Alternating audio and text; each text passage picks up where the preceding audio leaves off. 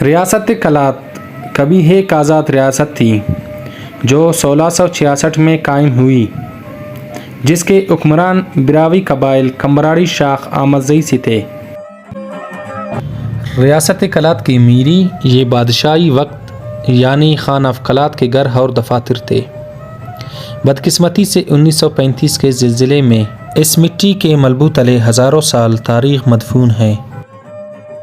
पाकिस्तान बनने से पहले कलात एक अलग रियासत हुआ करता था। रियासत कलात और कदीम तारीख़ पर और वीडियो बनाएंगे इंशाअल्लाह। अरबोई की खूबसूरती अपनी मिसाल आप है और ये बलूचिस्तान का सबसे सर्द इलाका है। अरबोई सनोबर के जंगलात की वजह से काफ़ी मशहूर है।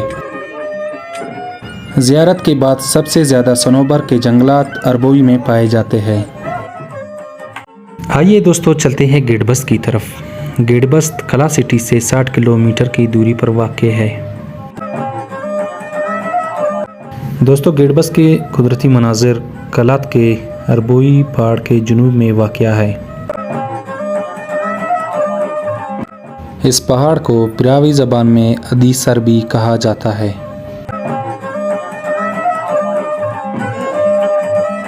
ये कुदरती मनाजिर अदीसर पहाड़ के वस्त में मौजूद है।